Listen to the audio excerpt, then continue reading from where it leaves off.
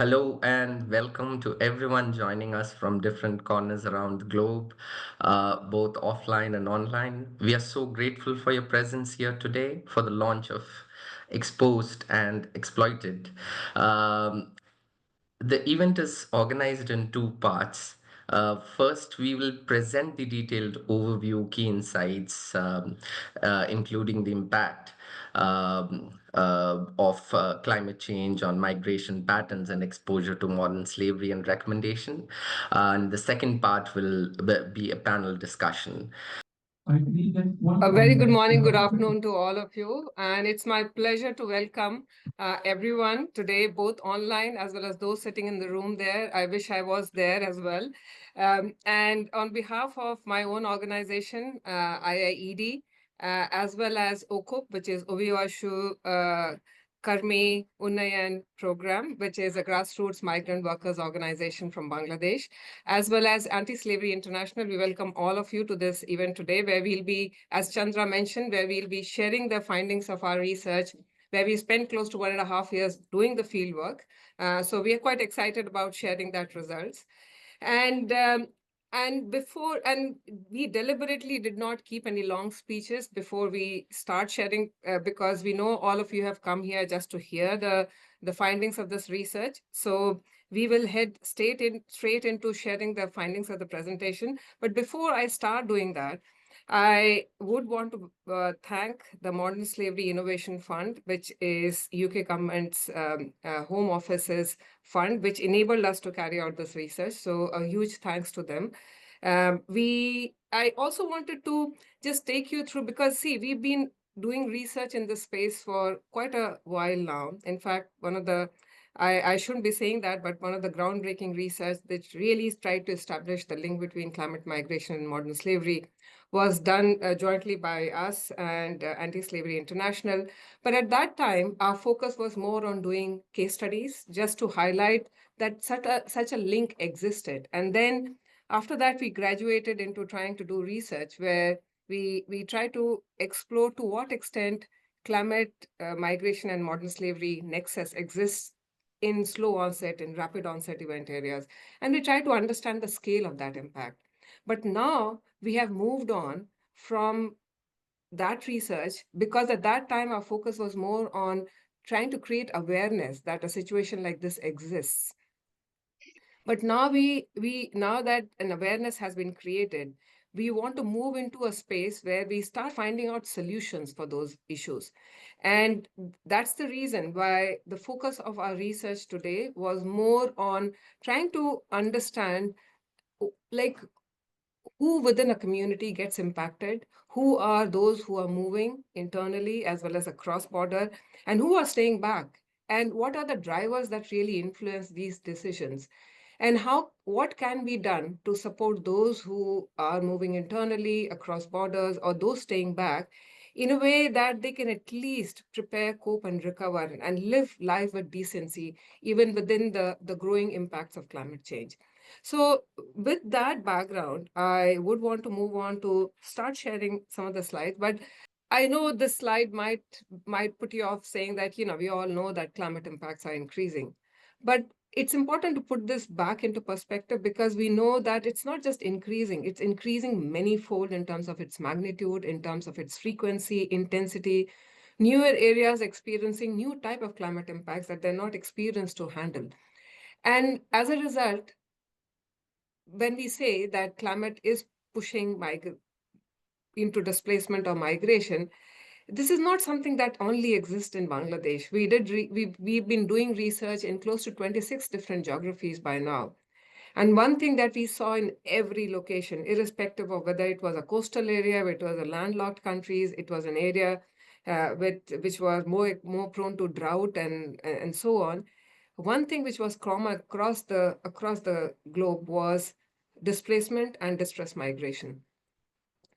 And modern slavery is not a direct impact of climate change. It is a cost of inaction. It is happening because people who are moving, or people who are forced to undertake distress migration or displacement without any support, they are the ones who become exposed to being vulnerable to trafficking, to forced labor, and to other different forms of modern slavery. So, and we also know that the last assessment that we have about the number of people who are exposed to modern slavery is close to 50 million, and this has grown by 10 million in last 5 years alone. And for the first time, climate has been considered as a factor which influences the scale of modern slavery, which is occurring across the world. So we picked up Bangladesh for this research. One, because Bangladesh is considered one of the places where the prevalence of modern slavery is really high. We picked up two locations. One is Sylhet, which you see on the top right corner, and Pirojpur, which is at the bottom, which is more the coastal area. In together in both the locations, we covered around 648 households, individual households for survey. But we also carried out a lot of in-depth interviews, key informant interviews, focus group discussion, because we know that modern slavery, trafficking, these are very sensitive issues and people do not normally open up. And throughout our research, we were very conscious to maintain research ethics so that people's dignity and only people who are willing to share their information, only they share. You can see, as we have I've already highlighted, we covered two districts, and within those two districts, we covered two upzilas, which are sub-districts. And in Sylhet, people who are aware of Bangladesh, in Sylhet, we covered Goanghat, which has, and within that, we covered 9 unions. And in Pirojpur, we covered Mathpadia. And in Mathpadia, we covered about 10 unions. So in all, we covered around 33 villages. Why Pirojpur and Sylhet? Because these were the areas where we found that the modern slavery figures were higher. We like why when I say Bangladesh is one of those areas where prevalence of modern slavery is high, is about 1.2 million, which are recorded victims of modern slavery. They may be much higher numbers than this, which makes it about 7.1 per thousand, which is quite a high number. Um, so, but again, quite often when we carry out and we share the results of our research, a lot of people ask, like, how many of these migrants are because of climatic impact? Like, if there are 100 migrating, how many of them have migrated because of climatic impact? But it's not possible to do that, because climate is not occurring in isolation. It is occurring on top of all the other vulnerabilities that communities were already facing historically. So all these places have historical marginalization, poverty, and other deep-seated issues around gender inequality and so on. And and when climate impacts these communities, different households within the same area experience climate impact differently. And that's the reason why we developed this research framework of predisposing, precipitating, and protective factor, because we need to understand to what extent is climate really acting as a precipitating factor on all the other predisposing factors, where we included them in 4 categories, which is economic, demographic, social, and political. And we also try to understand, like, because this research was also very solutions focused, we wanted to understand to what extent is existing social protection program really providing that safety net, or failing to provide that safety net to the community, which then creates their vulnerability to being exposed to whole lot of well-being impacts. And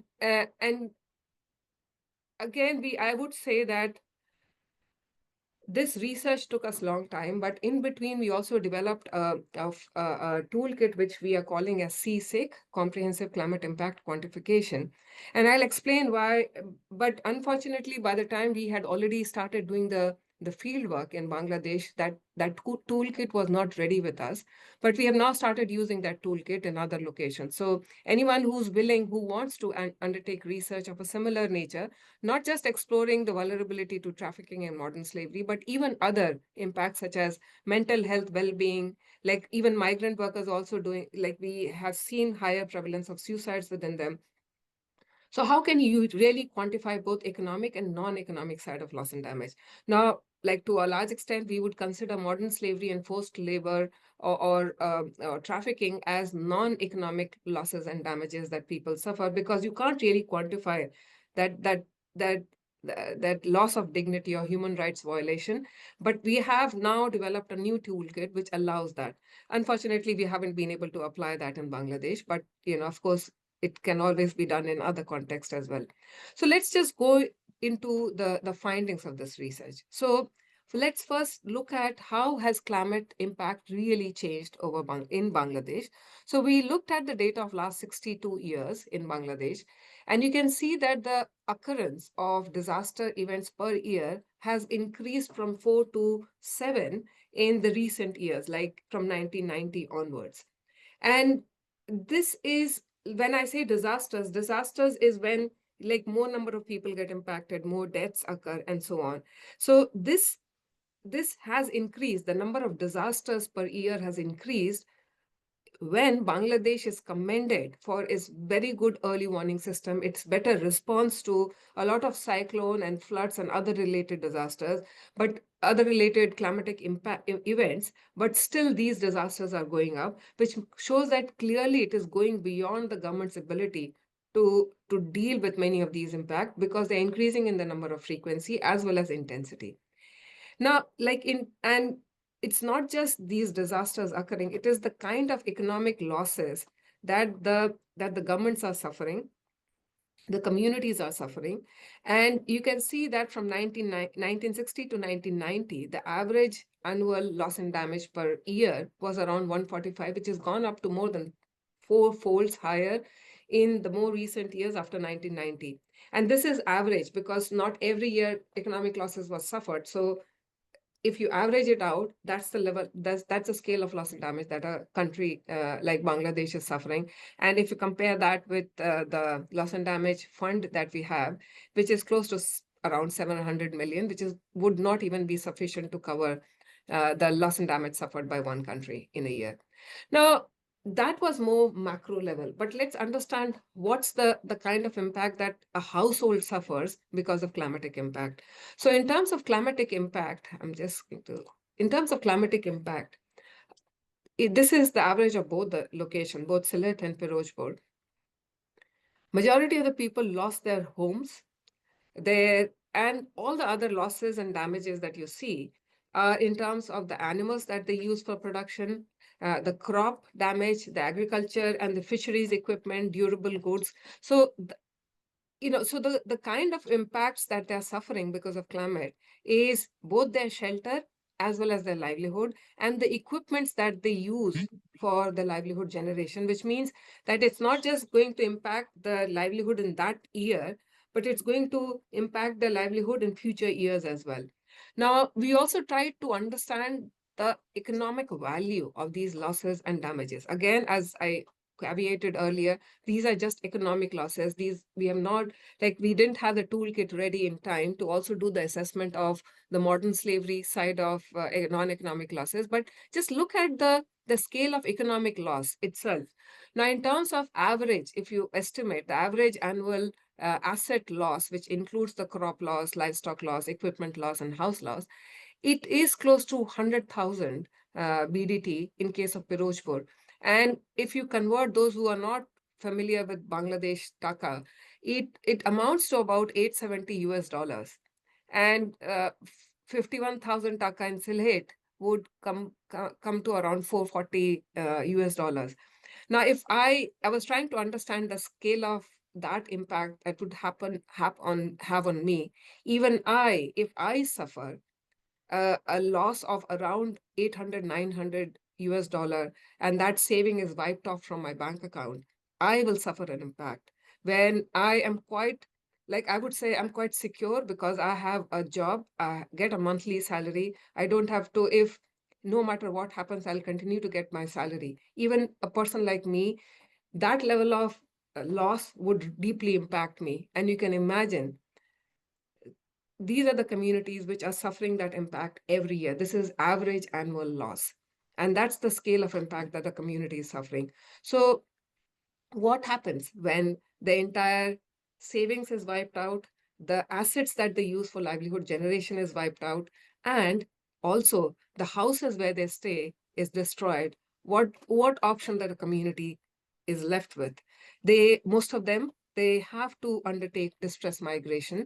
And and within our survey, we picked up three sample categories. One was internal migration, the second was international migration, and the third was people who are not migrating. So And typically I come from that region, and we always knew, like, you talk to anyone, because our memory is very short lived, everyone would say, oh, Bangladesh has always been a migrant society. But that's not true, because if you look at we asked the people who were undertaking internal migration, and more than 80% said that this migration, they have only started within the last decade. Those families which are now undertaking migration did not, like, only 14% of them undertook migration about 2 decades before, and 3 decades before, majority of them did not undertake any migration. And same is the pattern that we see in case of international migration again. Like 88% of the international migrants only started migration in the last 1 decade itself. Before that, not many households were actually undertaking international migration.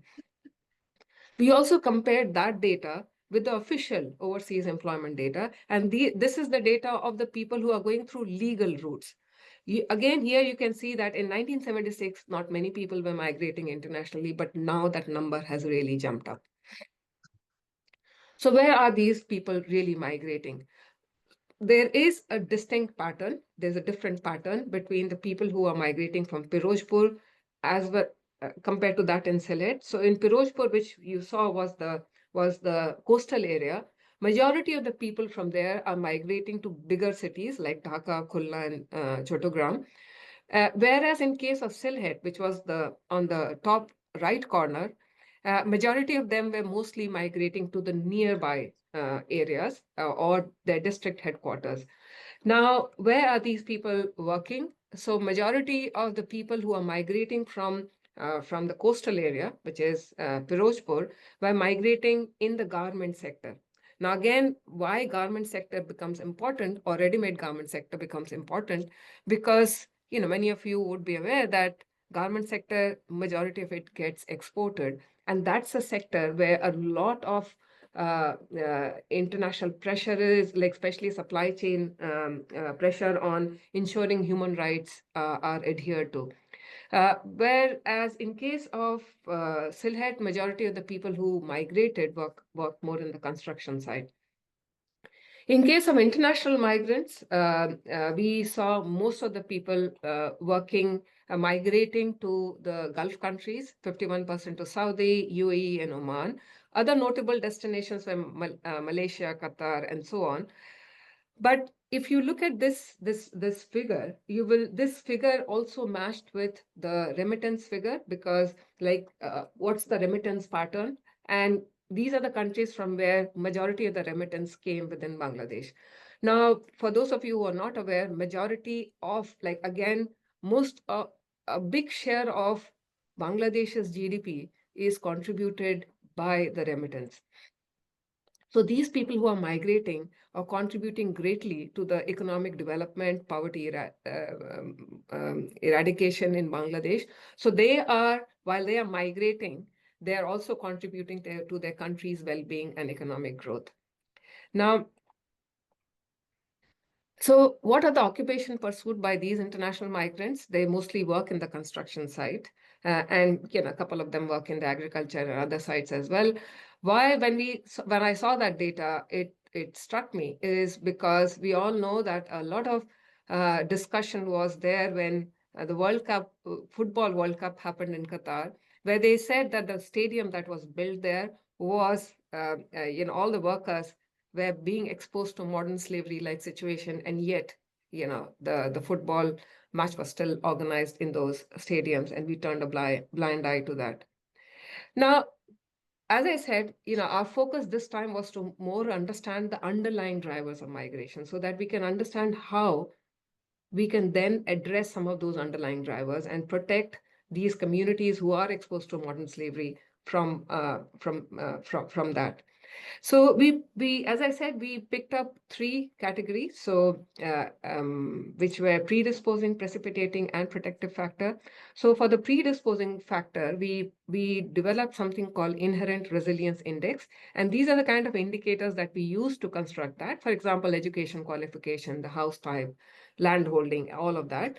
And I'm not going to show you all the data, but just to show you some of the key indicators. So why I wanted to show this, some of these data, was because if you see, the profile of the non-migrants and the internal migrants are quite similar. Not exactly same, but quite similar, whereas the international migrants are slightly better off.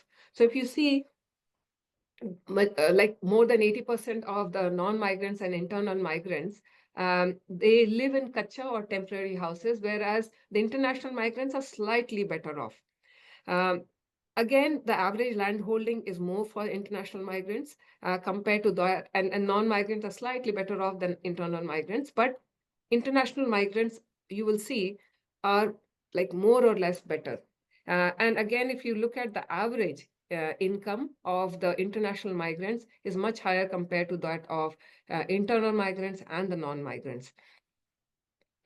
Then again, whether like you would think that with that level of earning income, the advocacy. So this is whether the income that they're earning or having, whether it is sufficient to meet the household daily requirement.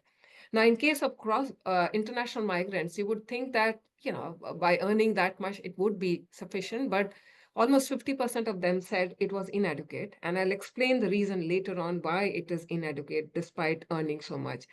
Whereas in the case of internal migrants, it is like 50, again, 50, 45, 50, 54%. And non-migrants, you will see majority of them are saying that almost 60% said that the earnings that they have is not sufficient. Yet you would try to ask that question, that if it is not sufficient, why are they not migrating? And the answer lies in subsequent slides. So we, based on all of those indicators, I've not shown you data of all the indicators, but based on all the indicators, we developed something called average inherent resilience index value. Why inherent resilience index? So it basically shows to what extent a family or a household is has the coping capacity even without climate impact. Now, one thing to be noted here is that this number is on a scale of 100.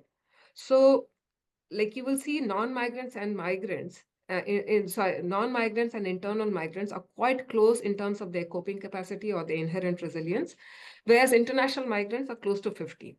But even that 47%, 40 not percent, 47 is not very high. And if you actually went to the field, you will see that majority of the households are poor, whether they're internal migrants, non-migrant, or international migrants. And so that was on the predisposing factor. On the precipitating factor, we developed something called climate risk index, where these are the kind of indicators we used. Now, crop losses, livestock losses, livelihood, loss of livelihood assets, and loss of equipment. Now, I'm not showing you the data of all of them, but more or less, so this is the total loss and damage value that they suffered. But on top of that, 55% of the household said in both locations combined that they lost that they suffered loss of crop.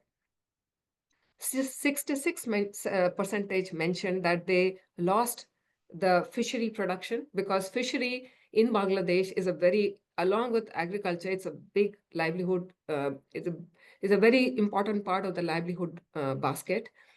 And third, almost 75% of the household mentioned that their availability of livelihood opportunities within the village had gone down because of climatic impact.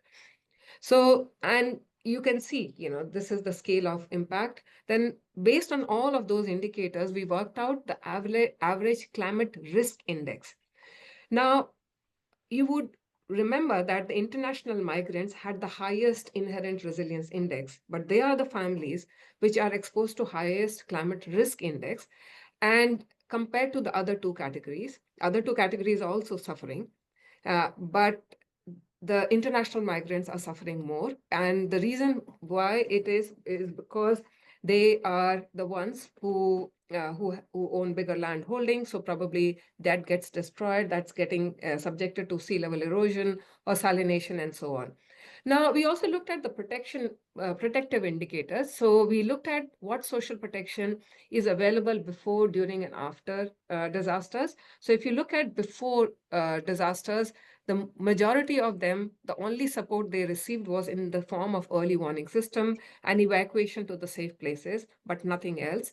Uh, during disasters, most of them said they had better access. So almost everyone, like almost 30 to 40% said that they got access to food provision at the temporary shelter where they were, and so on. Whereas in the case of post-disaster event, only close to 15% said that they got any kind of relief and rehabilitation support. So most of them, majority of the families went back to their livelihoods being destroyed, their houses being destroyed, their equipments being destroyed with no support to then rebuild and get on back to their normal lives. So the average social protection index that worked out for all the non-migrant, migrant, and international migrant was close to around 12 to 10 on a scale of 100. So you can imagine that social protection was almost negligible or non-present. And if you can, and it's quite similar across the board for all the three categories of household. So one would like to understand, as I said, both internal and international, internal and non-migrants were quite similar in their inherent resilience, but why some families were choosing to migrate, some were not. So we worked out a regression model, and we worked it out first to understand what was influencing the migrants' internal decision to migrate. And what we found was climate risk index was statistically significant. So the households which experienced higher climate risks had 161% higher odds of migrating within the country.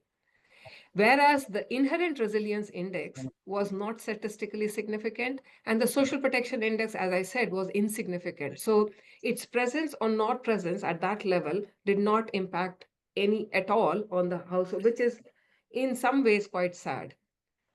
Now, we then try to understand, like, because I said inherent resilience index was not statistically influencing the decision to migrate. So we then tried to unpack what really constitutes communities like livelihood basket. And you would see that for the internal migrants, a lot of them, like close to 40%, work depend on non-farm labor, which means that they have no other source of livelihood. Whereas for the non-migrants, they still have farming, they are owners of local shops and so on. So if the crops gets destroyed and they do not have any other livelihood option at the local level, they are forced to migrate. But one thing that which really drew our attention was the trapped population. So not everyone who were not migrating were the same. So close to one fourth of the families, which is 26% of the families which were not migrating, we qualified them as trapped population. Why trapped? Is because the almost majority of them were landless. They were illiterate, like 77% of the household head were illiterate, 22% were woman-headed households. They were almost 100% said that they did not they had inadequate income. They were experiencing less than or one meal per day was close to more than 90%. And farming was a primary occupation only for about 38%. So these were the families, even if they wanted to migrate, they were not able to migrate. Then we ran the regression. We worked out a similar model for the international migrants, and there the outcome was different. Here, if you remember, for internal migrant, it was only the climate risk index which was statistically significant. But in this case, both the inherent resilience index as well as the climate risk index were both statistically significant. And the households which had higher inherent resilience had 356% higher odds of migrating outside the country, and households which were experiencing higher climate risk had 214% higher odds of migrating abroad. Now, let me explain why that 356%. This is because international migration is not a cheap affair. We asked the internal migrants also, And 93% of the internal migrants said that they did not incur any cost for migrating internally. Whereas in case of international migrants, they said that if you look on the left side of the screen, that's the scale of money that they have to spend to migrate internationally. Now, just to put that number in perspective, for those of you who don't understand the Bangladeshi taka, that it ranges between around 4,000 US dollars to around 3,500 US dollars. So that's a huge amount. And most of them, they said they sold their lands, they took loans from local money lenders, loan from banks, and also borrowed from their relatives. Which means, if you remember earlier, despite earning so much, majority of them, close to 50% of them said that the income that they were earning was not sufficient because like a huge portion of their income was going towards repaying this loan that they had undertaken. So finally, that final link in the chain of vulnerability, which is modern slavery, because this time we wanted to understand where, like we can't just say modern slavery exists. We wanted to understand what type of modern slavery existed, like how are people really suffering forced labor, and to where and in what context that is more prevalent. So to bring in objectivity, we use the indicators which are used by ILO for defining forced labor, and we use these indicators to understand them. Now, the extent of modern slavery experienced by internal migrants, I need you to remember this figure that those experiencing more than six forms, like out of those 11 indicators, more than six forms of modern slavery was 10%, and those experiencing one to three forms was around 56%. Now, this number will completely change when we talk about international migration. So, like, and the areas where that in within that internal migration, areas where or the sectors where they experienced more, the top five in categories are the places where majority of the internal migrants work. And you will see that in cases where more than six forms of modern slavery experience is majority in the garment work or the ready-made garment sector, followed by agriculture sector. As I said, if you look at the extent of modern slavery experienced by international migrants, close to 99% of all the international migrants suffered modern slavery. But what's more heartbreaking is 66% of them suffered more than six forms of modern slavery. We have much more greater breakdown. In fact, we came up with a report which was close to 200 pages with all the data. So anyone interested in understanding each one of those indicators, we'll be more than happy to share that information. Now, that's the scale. And where is it happening? Majority of them, if you see, are experiencing this in working as electrician, agriculture work, in non-farm labor work, and that's the scale. So we wanted to understand where. So if we have to do advocacy, we need to understand like where these workers are working. So with that, we also like we had close to 25 key informant interview or where people agreed to share what they suffered. And I'm just putting this here just to explain the nature of harassment that these people suffer when they migrate internationally. Now, if you read our paper, you'll find much more of these testimonies. But like this victim of forced labor was raped almost every day, and eventually she became pregnant, and then she was forced to undertake abortion. And there's another case where people like, and the one more thing to be noted in case of international migration is these are the people who are suffering climatic impact year on year.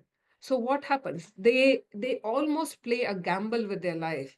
They sell everything that they have just to undertake international migration because they think that once they go abroad, they will be able to earn money and then take their families out of that distress situation. But like just look at what they suffer when they migrate internationally. Like one, they have to bear all that torture and forced labor situation, but many of them, they are sent back empty handed if they complain. So no, so that's the problem situation. That's the problem statement we have. So, what do we really need in terms of taking action? So, in terms of taking action, we need to, like, there are three actions. So, we do need provide support before migration so that the families do not need to undertake forced or take that decision to migrate under distress or duress. And this is why I'm saying this is a lot of places in Bangladesh, like in other geographies as well, are becoming inhabitable. Like, we did a previous research with ECAD where, and I'm happy Shakib is present there, is where every household suffer 3 to 7 times migration or displacement because, they were continuing to suffer coastal erosion. So how many times can a family continue to suffer that displacement? So there are some places which are becoming inhabitable, and those people will need to move permanently. But what we are saying is that we need to prepare them for that migration beforehand. So when they move, they don't move empty-handed. They at least move with some sort of skill and some sort of support system around them. We also need to ensure that these migrants or displaced communities get support during migration as well as after migration. And before migration, what we are really saying that don't just provide them one social protection. Like for a family to be really protected uh, and to be able to prepare, cope, and recover from a climatic impact, they need a more comprehensive support on health, on education, on livelihood recovery, and so on. We also want this support to be provided in an anticipatory and a shock responsive mechanism. So, under normal circumstances, they can be provided some support, but whenever they are hit by a climate crisis of a certain intensity or more, they should be provided an additional support system or a layer of support. Then they should also be like, we all talk about artificial intelligence. So, why just use this artificial intelligence for the benefit of the well-to-do? Why not use this information system and technology to make this support system more shock responsive, making people ready for migration-related employment? Because again, a lot of migrants said that even though they were working as electrician, they were working as in skilled spaces, but just because they didn't have a proper certification, they were not paid wages equivalent to a skilled worker. Facilitating decent employment at destination site. And also, we are saying that we need to provide a migration advisory and a helpline service so that migrants are made aware of what their rights are. I have myself stayed in Saudi for 8 years, for 8 months, and I know that even like I was heading a G20 secretariat, so quite a good position. But even I was feeling as if many of my rights, and I felt that if I go to Indian embassy, will I be provided support? So there has to be a helpline service initiated either by the embassy, or there should be a migrant helpline service, something similar to what we did in India a few years back with our partner, FIA Foundation there. But these migration helpline are very useful, and if it is done properly, it really provides that support service to the migrants, especially those who are trapped in modern slavery or trafficking like situation. We also need to provide them support after the migration so that it helps households to like go towards opportunity and not towards distress. And something that I'm remembering from Salimul Haq, like many of the those who are sitting in the room would remember him.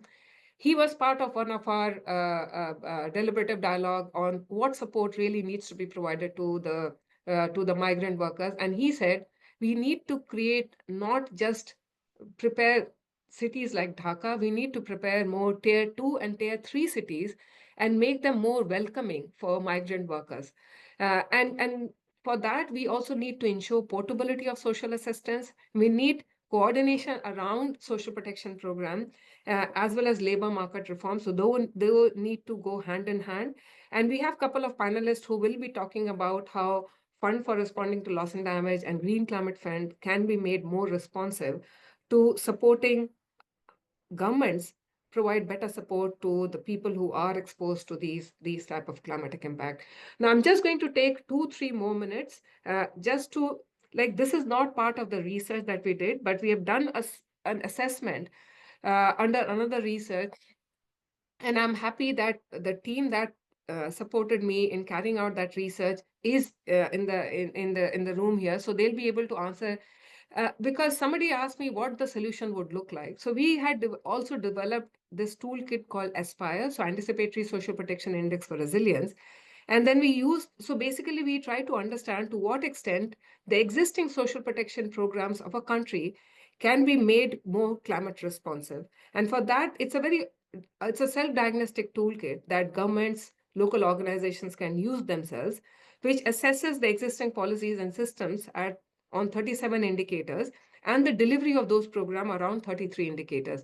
So, and incidentally, we covered 8 countries in our research and 24 social protection program.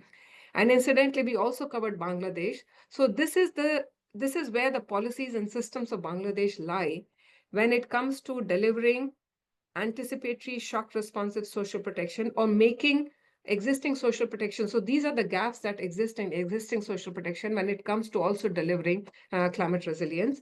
And and then we, like, this was very objective, so anyone going looking into assessment can understand where exactly those gaps can be filled and where opportunities exist. So you can see countries social protection policy has a clear vision, policy, and objective, which I would say is an opportunity, but there are also gaps because the policy does not prioritize climate shocks. Similarly, so these are some of the other areas like which we analyzed. Why I'm showing this to you is, and then we picked up 3 social protection programs in Bangladesh: vulnerable group feeding, old age allowance, and employment generation program for the poorest. And this is how and to what extent it's actually supporting communities uh, create that preventative protection and promotional aspect of climate resilience. Why we did this analysis: just to understand the current gaps and opportunities, and to understand how that gap filling can be done. So we worked out the kind of intervention that require financial and technical assistance, and the kind of intervention that require policy and regulatory changes. So if you look at some of the areas which require policy changes for technical and financial resources, for example, having an early warning system, having whether country has a digitized social registry or not, which is not there in Bangladesh, whether country is using innovative financial resources, whether countries have portable social protection. I'm not going to take you through all of them because we have an analysis, so you can go through the report, but I'm just saying that once you have identified these gaps, and these are some of the policy related changes, some of the solutions that we would really want is to establish an early warning system, which Bangladesh already has, but we need to have it across different hazards. We need to integrate climate vulnerabilities into the existing social registry. We need to make the insurance linked responses. We need to create more collaborative and agile delivery network in partnership with a lot of grassroots delivery organizations. And these are some of the cost estimates that we worked out. But in all, for 8 countries, what we worked out, and in case of Bangladesh, it works to around 33 million, which I'm sure can easily come from fund for responding to loss and damage. If we invest that 33 million, the amount of social spending it will be able to influence will be huge. So by investing 37 million across 8 countries, you can make $66 billion of investment in social protection, also deliver climate resilience. So this is just one of the snapshot of what the solutions might look like. And as I said, the focus this year, this time within our research in Bangladesh was to look more at solutions and not just at the problem. And as like, and I'll now request my colleagues to come in and let us know what the Q&A are. But just one final res- comment from my side is, as I said earlier, that the toolkit that we developed, CSIC toolkit, that that toolkit we developed after we started doing the research. But one thing to note is, like, people who are suffering modern slavery, you that's non-economic loss and damage, but you do need to assign a value to that. The mental health, the physical health, the abuse that they suffer, you can't just not say that because those people are suffering it on a day-to-day basis. And how can you not assign a value to that? And we have tried to do that in case of a research that we did in India recently. We are recently coming up with another research in Mali where we have assigned a value to the forced labor, the modern slavery, and we have created index around that. So with that, I'll stop, and I'll now go on to Rashi and Swati to raise the questions that have been posed in the Q&A. And I'll ask two of my colleagues, Karthikeyan and Devanshu, to also come online. Ritu, some of the questions Devanshu has already addressed, Right, but which, one okay. recent question that has come in is what is the role of abuse of power in modern slavery across scales? Are you studying how coercion, deception, violence, abuse, or threat works in both internal and international migration? So yes, so that, see, one of the biggest, and that's why we said that we do need migration advisory services, because even that testimony that I shared on my screen there while I was making the presentation, was a lot of people are duped into saying, like, they sell their houses, they're taken abroad, because clearly there is a requirement of wage labor, employment in many of these Gulf countries.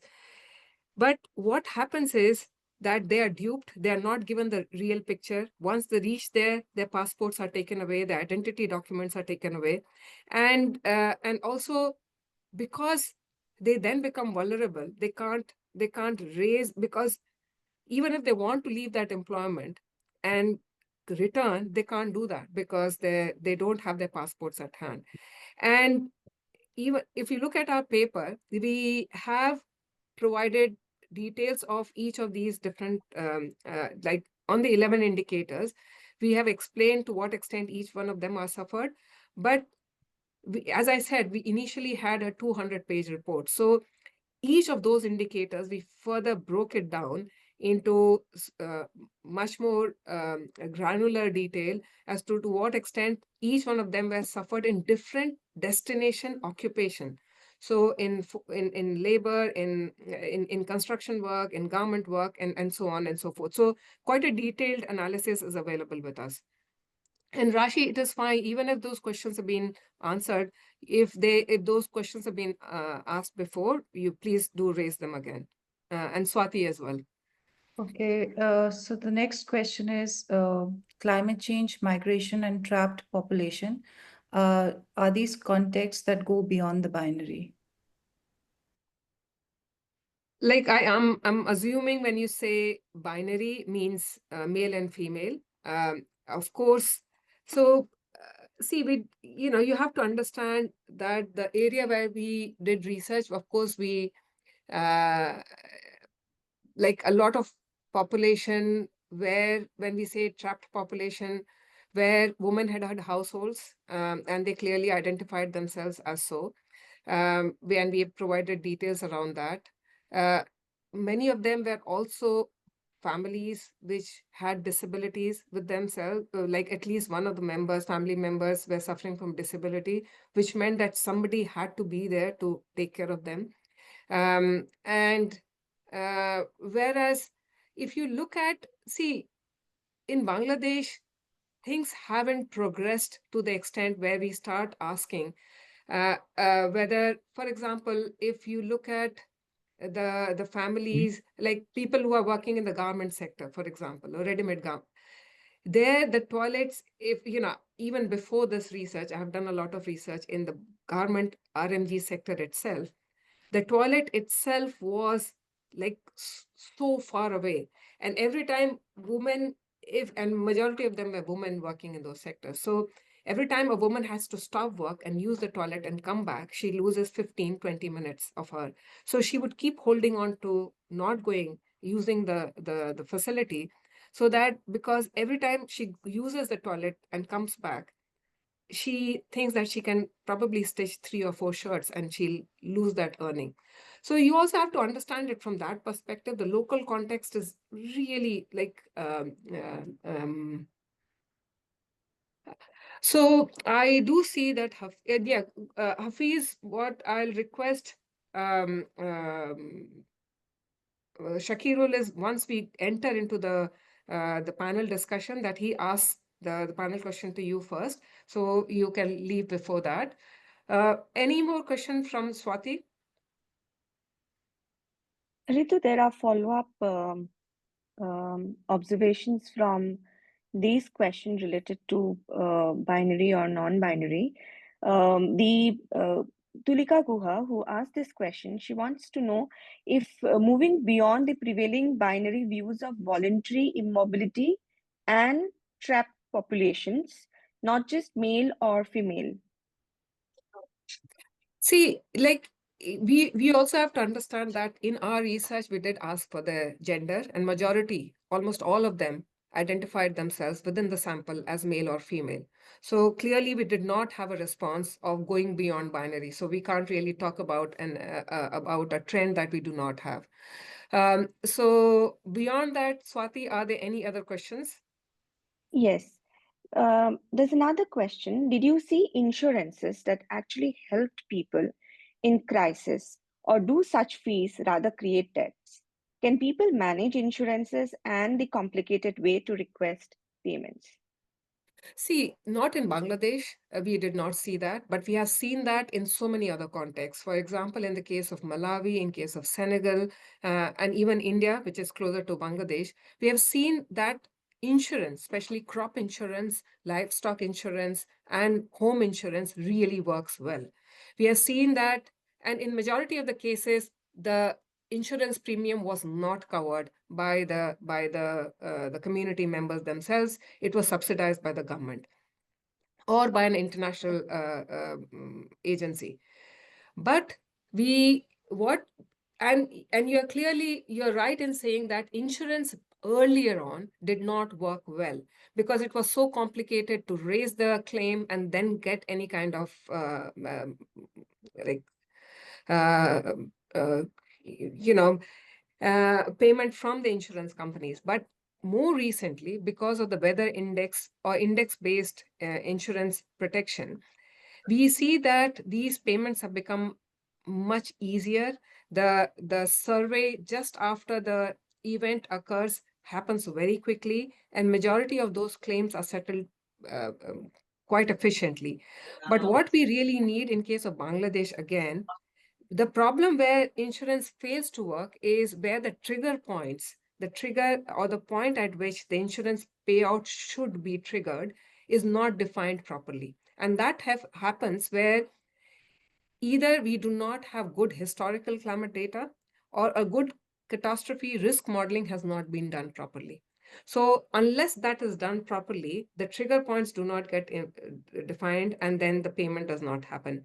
But insurance sector is not without its limitation, without its problems, and therefore we do need to work alongside those insurance sector as well to deal with some of those problems, which we still see in terms of its delivery, in terms of its timely delivery, or being triggered at that point where it should be triggered.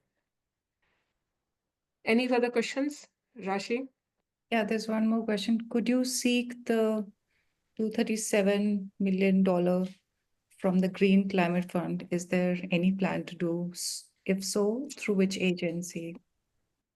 See, that 237 million is what we try to explain is the scale of money needed. Is to open the eyes, if you say, of the Green Climate Fund and the Loss and Damage Fund, that with that level of investment, you can really make or enable the government in these countries to also deliver anticipatory and shock responsive social protection. Now we can say that, we came up with this research and we said Bangladesh should provide anticipatory and shock responsive. But how?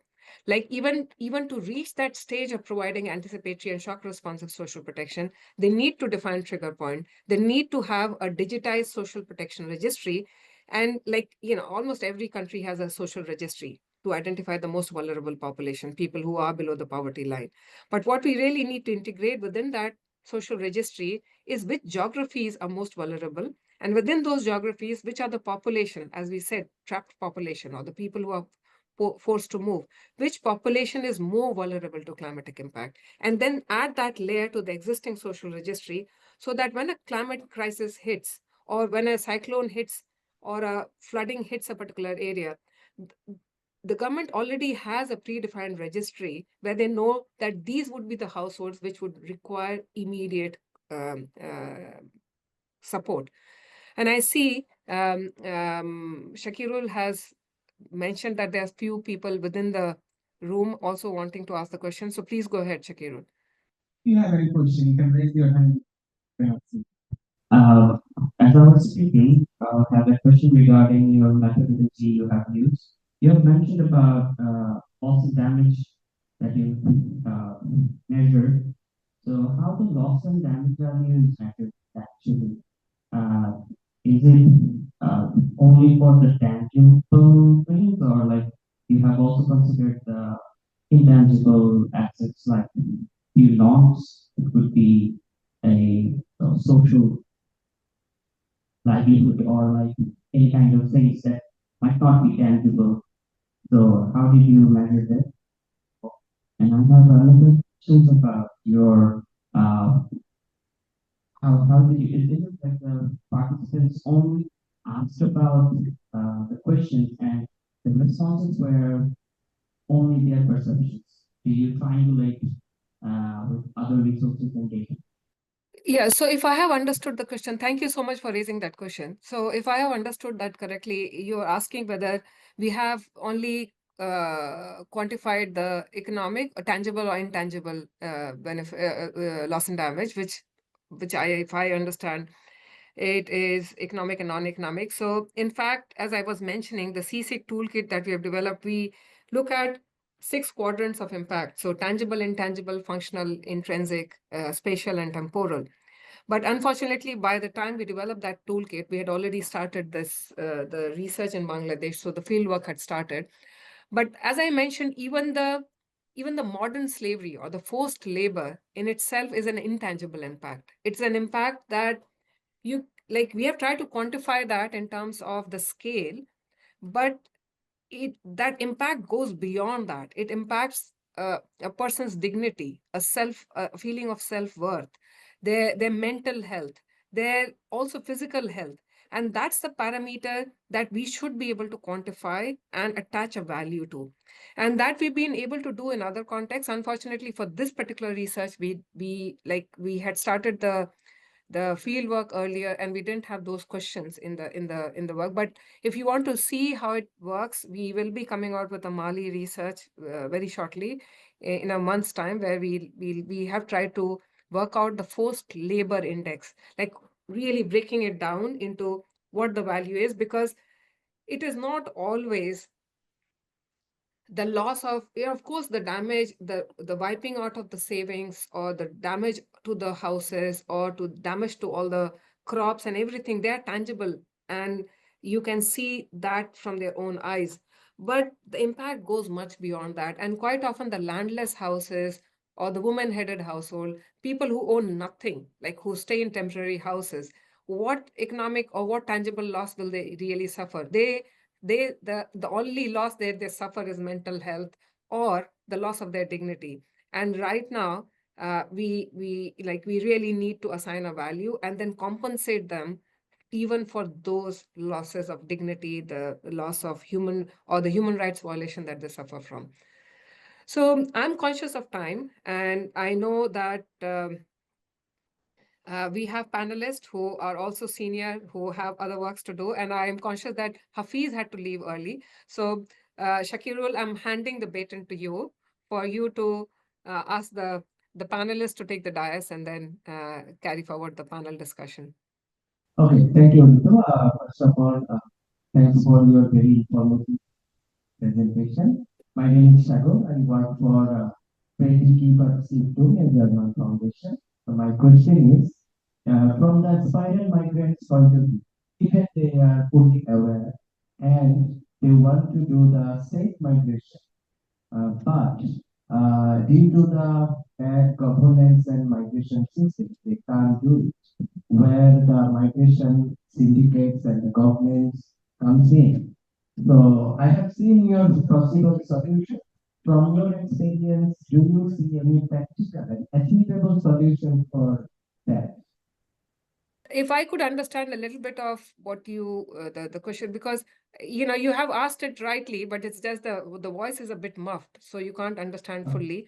But if I understand your question, I think it was to do with, like, many migrants are aware, like it's not just about lack of awareness. They are aware that safe migration should be there and what should be uh, provided to them, but yet they get trapped in that situation only because they don't get the government support, or so if I is that correct, or Yes, what can be done?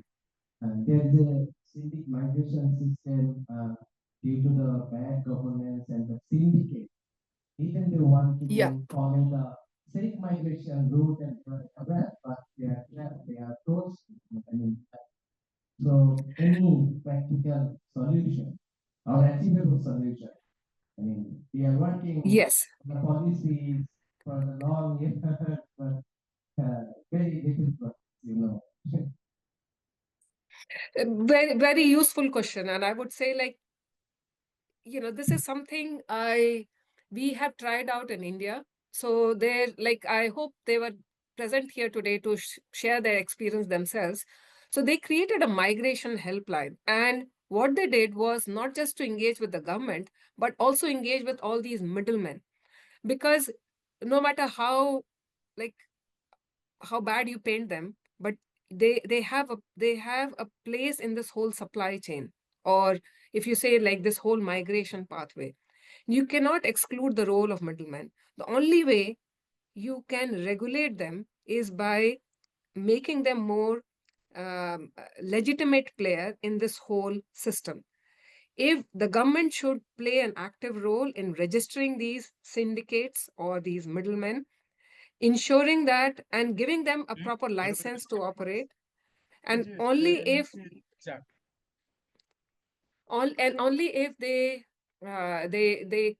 they should be given certain parameters under which they should be operating, and only if they adhere to all of those parameters should they be allowed to work.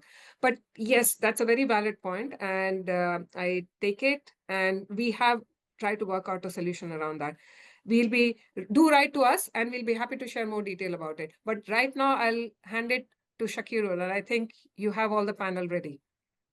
Right. Even though I still see Shakib sitting in the audience. Yes, we have all the panel ready, but I have a strong request from two participants to have question actually. Do you allow them? Just very briefly, just very So briefly. Shakirul, what you can ask them is, one of your team members can put that question in the chat, and we will respond it in the chat itself. Okay. Or Okay. if it does not get responded, we will raise it. We will send it in email. That is our This is commitment. a very short question, just to understand the perspective. As my name is Samad, I am a developer. As out of the two geographies, you have considered Sylhet as one of. So my question is basically to understand to what extent you have taken the anthropological perspective into consideration, because Sylhet historically has a legacy of international migration, and this is not only associated with the climatic impact, but also many other socio-cultural perspectives associated with. So, to what extent you have taken these perspectives into consideration while you are making the correlation? This is the one question. And second one is the most devastating climatic event that this region experiences every year is flash flood, which is not only associated with climate change, but also some other politics, water politics associated with it, and the cross-boundary, many concerns are over there. So, to what extent you have taken these aspects into consideration to make the correlation? Thank you. Absolutely, very valid point. And in fact, in my presentation, I had explained that we can't really isolate climatic impact. climate impact does not occur in isolation. It occurs on top of all the other factors. And that's the reason why we developed that framework of predisposing, precipitating, and protective factor. And in our predisposing factor, we considered the economic, social, demographic, political, all of those contexts. In fact, the time was limited, so we could not share all that data. But if you look into our report, a lot of those factors are covered. We picked up, and in terms of, so going back to your first question, why Sylhet was picked up? Sylhet was picked up because, and we looked into a lot of parameters for zeroing in on the sample area. We wanted to pick up one coastal area, definitely, because we know that Bangladesh is exposed to coastal erosion, cyclones, flooding, and so on. But we also wanted to cover an inland area. And for that, we looked into the existing data on modern slavery prevalence, and Sylhet was one of those areas which had the highest prevalence, one of the highest prevalence of modern slavery. Second, we also looked at climate vulnerability index and other demographic profile as well. Only then we zeroed in on Sylhet Sylhet and Pirojpur to be picked up as the two locations. And if you're still not satisfied, if you write to me, and I'll put my email in the chat box, and it is there, my email is also there in the paper. If you write to us, we will be able to share, and this is not just to you, to all the other participants, that if you write to us about any particular aspect, we'll be happy to respond to them in writing. But right now, I'm conscious that very senior people are sitting in the room, and they are they need they'll bring in their own perspective from Bangladesh context. So we do want to hear them as well. So Shakirul, back to you. Thank you, Lisa. Thank you for your wonderful presentation, and thank you for my role to moderate the session. So I have three panelists, respected panelists here in person. So I invite all of them. We have Sakib Hogg, Sakib Bhai, very popular and very long-term expert working in the area of climate change. So Sakib Bhai, please come on the stage. We have Kaji Imdadul Haq, from Friendship Angel, please, and Nadai come here, and also Adnan Khalil Khan, please. And we have also a number of experts as a panel who will join online. I will introduce one by one. So first, we have also a very prominent climate change expert from Bangladesh, and he's advocate in Hafizul Islam Khan. He has joined online, so I welcome Hafiz Khan Bhai to join us in this important panel. Hafiz Khan is the founder and director of the Center for Climate Justice Bangladesh, CCGLB. Mr. Khan has been playing a significant role as the co-coordinator of the Loss and Damage Team, the LDC's climate group at UNFCCC. He is a member of the Executive Committee of Warsaw International Mechanism for Loss and Damage, and UNFCCC, the advisor LDC's member, Loss and Damage Fund Board at the UNFCCC. We have Sakib Hogg, who is the Executive Director at the International Center for Climate Change and Development. We know ICCAT very popularly. And Mr. Hogg is a dedicated international development practitioner specializing in climate change adaptation, loss and damage, climate finance, and governance. Focused on advocating for least developed countries, Mr. Hogg engages with LDC group negotiators in the UNFCCC, emphasizing adaptation and mitigation strategies to address climate change challenges and foster sustainable solutions. We have Kaji Imdadul Haq. He's a dedicated advocate for climate adaptive communities and sustainable development in Bangladesh. Mr. Haq is the senior director of strategic planning and head of climate action at Friendship NGO. He focuses on building resilience in northern sandbar islands and coastal areas. And we have also one panelist from Water in Bangladesh, Mr. Adnan Abdul Kadir. He's the climate and water governance specialist, currently working with Water in Bangladesh as a climate change focal South Asia regional office. We have also two other participants panel actually. One from Anti-Slavery International, and she is just let me. This is Kiara Salotti, and Kiara is the climate change manager at Anti-Slavery International with a decade of experience of advocacy work on the intersection between human rights and climate change within UN spaces. She leads efforts to address the link between climate change and modern slavery. We have also representative from KANSA. KANSA is Climate Action Network South Asia, and I think Miss Devi Chakraborty will represent KANSA, and she speak in the panel. So I welcome all of you to join us in this panel, and as this Khan is in the field, so we have to listen quickly. So I will go to Hafiz Khan directly. So my first common question for everyone was like, what are the most urgent challenges at the intersection of climate change, migration, and modern slavery? So it's a common question for all of the panel here. And in addition to that, Hafiz Khan, I have a specific question to you, which is what can Bangladesh do to better access and utilize climate finance, introducing the FRLD to support communities affected by climate-induced displacement? So, Hafiz Khan, please. Thank you so much, Shakirul. আপনারা আমাকে শুনতে পাচ্ছেন? Yes, we are hearing you. Okay, thanks, Shakirul, and I do really appreciate Ritu for your excellent and thorough presentation and long presentation, Ritu. Excellent. But Ritu, if I understood correctly, your research that you recently conducted, that was focused both on cause and consequences of displacement. So in terms of cause, you try to identify some sort of loss and damage that resulting for the displacement. On the other hand, you talked about the consequences with particular focus on forced labor, that is modern slavery, and also you talked about the trafficking. Very interestingly, I found you talked about the legal and social challenges for migrants, workers, particularly in the Middle East.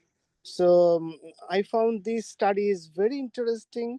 However, Ritu, it's too much. It's too comprehensive to accommodate into a single research.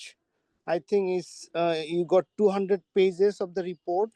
I think there are very interesting informations are there, but we need to concentrate, we need to focus particular issues.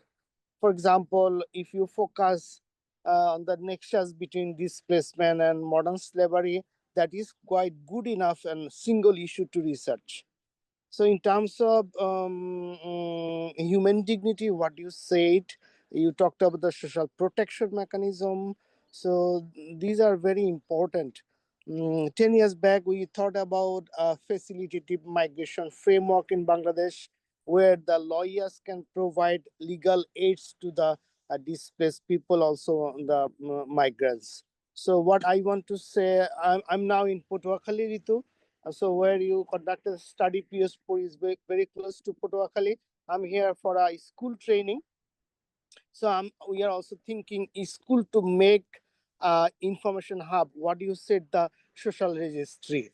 So that's what we are now trying to identify scope uh, for utilizing school at the community level to provide one-stop services. With that said, my last comments or observation is that Center for Climate Justice just has initiated a legal program for supporting the displaced people and also the migrants. So here who is hearing me, if any of you or your organization is really interested to collaborate with us, we'll be very happy. Ritu, what you said, the government embassies, they're also not responsible, sometimes reluctant. So we would like to work foreign ministry, also labor ministry, and the other relevant ministries, also embassies in abroad. So I do welcome and appreciate if you join with us for this legal aid program. Thank you so much, Ritu. I'm very much looking forward to see your full report so that can help us to develop our program, how to ensure the social legal protection mechanism at home, also to protect them abroad. Thank you so much.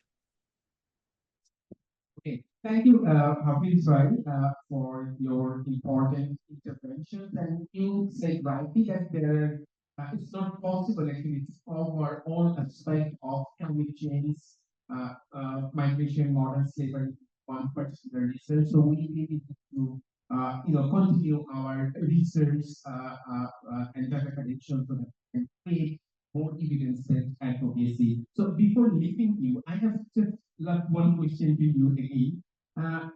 As I mean, from now onwards, what one key action should be prioritized to break the link between climate-induced migration and modern slavery, uh, in your opinion?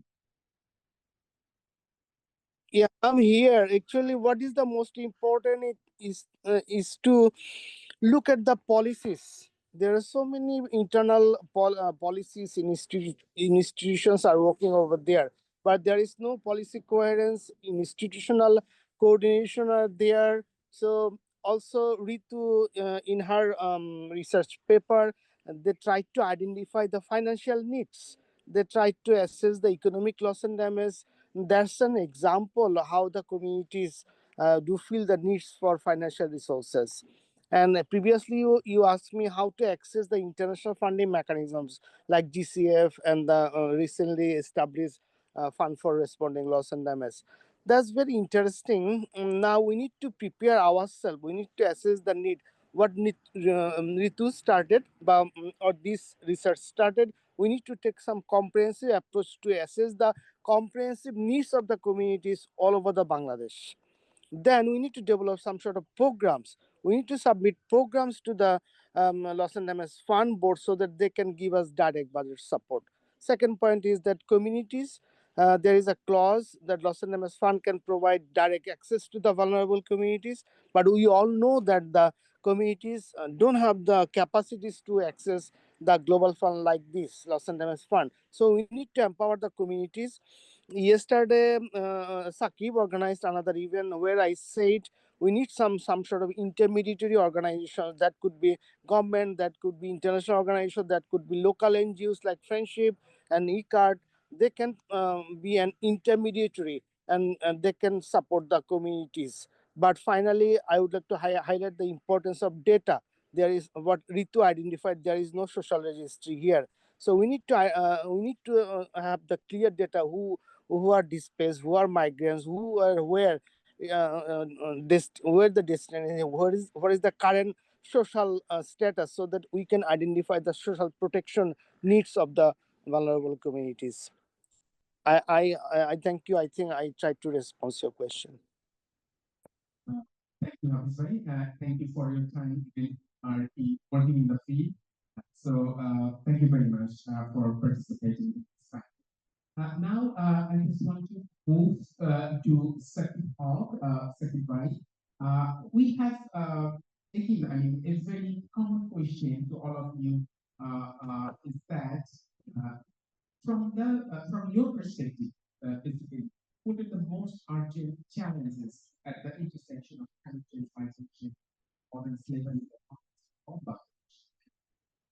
Thank you, Chaturvai, and thank you, Ritu, for a very comprehensive work. I hope you're able to hear us. So the most pressing challenges I think that was covered also by the paper is the frequency and intensity of the events of this. In terms of climate change, what we're noticing, the two sides that they've mentioned on the research case study, but the entire belt, the research that they've been working on, a lot of those are predominantly vulnerable hotspots in the entire coastal region, not just in that particular district we have, but the number of districts that are going to be affected. And as you've seen last year, even areas that we don't normally categorize and see as hotspots are going to be affected. So the floods that happened in Spain are a very good example of that. Is that what we've traditionally seen from prehistorical data about climate impacts, about the areas that are going to be vulnerable, those areas will increase. not be in the next 5 years, in the next 10 years, but there will be disaster events happening in districts that we are not prepared for, particularly in the areas where we have existing social protection, but it's very patchy. On policy, on paper, we have a lot of different documents that say that many of these social protection schemes are nationwide, they're operating in all districts. There's a field officer that's supposed to be there working on the immediate aspects. But if you go on the ground and you talk to the, you actually go to one of those district field offices, you'll find that there's nobody there. There's no representative there to take care of them. There's no agricultural field for 8 districts. There's no water development board officer for 9. And in those areas, that's where the lacking is going to start showing up very, very strongly. And in areas where these types of events are going to come out of season, that they come out of the analysis and perspective, we won't see it coming until the disaster comes. Those are rare areas that we sort of taking into consideration now, so that we can lessen some of these impacts. So obviously, starting with the vulnerable hotspots that are identified, using those as good case studies, using those as good pilots where we know these interventions work. How do we expand them? How do we scale them up? How do we make sure this level of support reaches the most vulnerable households and communities? And then using that best practice in the district where we know that there are gaps, or we know that we're susceptible to the upcoming changes, but we don't know when, just to be prepared and ready for that. So those are some of the climatic things that we're sort of thinking about, is that these frequency and entities are going to be happening nationwide, but our support services are not. Thank you, Sakib Bhai. And then if I give just 2 minutes for discuss from the show, each of online and in person. Let me thank you for covering this topic. Is not on the talk about and covering it inside. But in contrast, we first I think learned about modern day slavery back in 2002. 2025 decades, almost 2 decades. And we often don't talk about, but if I have to answer your question, the first thing that comes up in any water-related research is what we call dead bondage, and that term is very familiar to any researcher who works on modern day slavery. And a simple explanation of dead bondage is that when we in population that is affected by climate change, and briefly mentioned what that population is, and Dr. Hawk talked about this. He also talked about this earlier, and when they get stuck in those spaces, and they rely on alternatives, especially alternative livelihood. If I give an example of water related to some of the communities that are facing coastal belt, or in the research area that we need to mention, so that if 10,000 Taka is the annual income of the people, 3% is going into fetching any sort of water, drinking water, for example, sanitation, the money spent comes around 3%. And that we get trapped in that cycle, that they have to borrow or take loans from those particular areas, especially fetching waters. And the terms that we often don't talk about are the hard-to-reach areas. In the National Adaptation Plan of the recent one, we are mentioning it to some extent, but those people who are left behind are often don't come into that discussion. So it's very important if we go into the climate that Sakib said. If you look into the coastal belt, the salt line is gradually, right? You have the 580 parts per million salt line in the coastal belt, which is increasing to cases where we haven't or we're not going to see frequent salt line expansion or salinity inclusion. In that case, those populations are already facing drastic changes, and the low-income population are getting more vulnerable, and they are again competing into what we're calling impact population. So this is very important to understand debt bondage of those particular people, and this kind coincidentally matches with the social safety net, right? That is non-existent right now. I would personally say, especially because polycentricity, the governance side of this, the lowest tier to the upper tier, that linkages is still missing, unfortunately. And when that happens, social safety net for the most vulnerable populations are also missing. That would be my two. Thank you. Hello.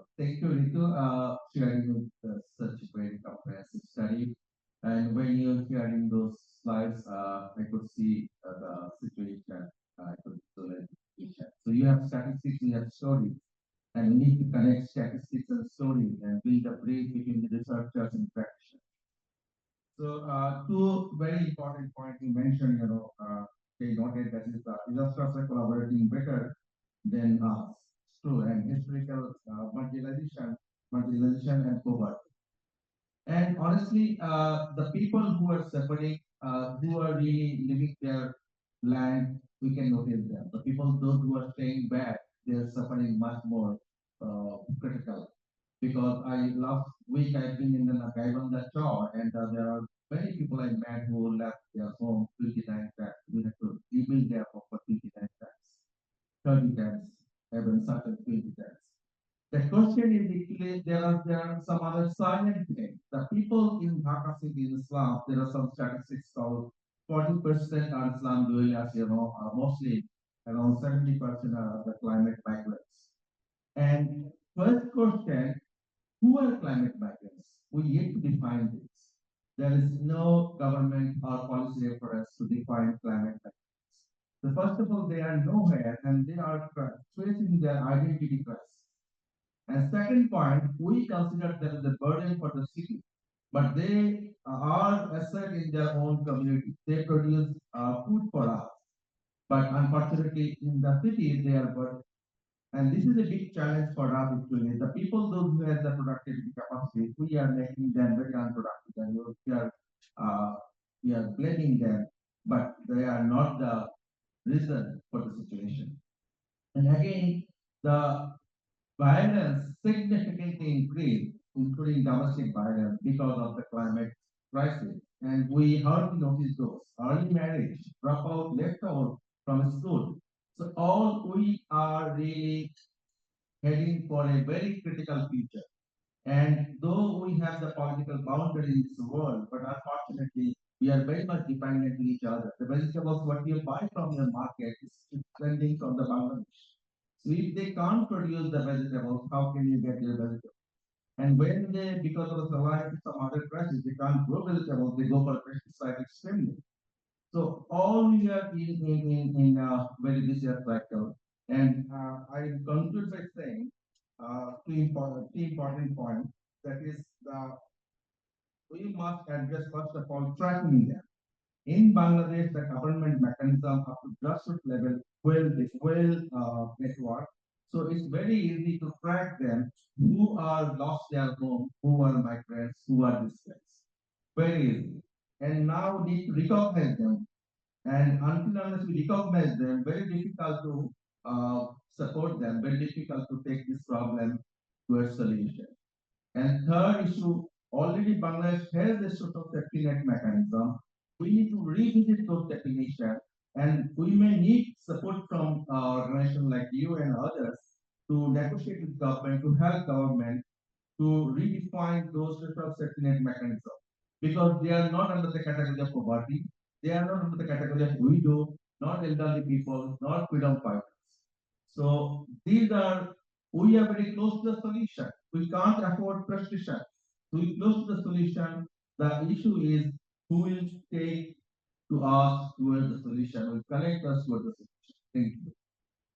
Thank you very much. I think it was very, very important, points that came out from here. As everybody was highlighting the importance of like coherence policies. We also say that it's only not only the hot spots area, it's increasing. So we use the good practices from hot spots to other areas. While Unnayan was talking about date foundation, he also mentioned that there's also this connection, this link between intervention at top and bottom level. And Karmi was talking about the importance of division of the social safety net program that is now existing. With that, may I request Kiara to respond to the questions, the general questions that I already asked, and also Ms. Devi talked about. Kiara, you come up.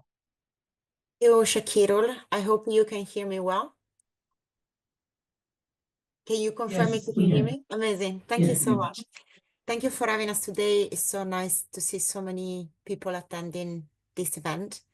And thank you for your question. The report clearly outlines that key areas for action to mitigate vulnerability to modern slavery at the intersection of climate change and migration needs addressing various interconnected aspects. At the national level, the primary challenges and responses include building climate resilience locally to address the root causes of distress migration.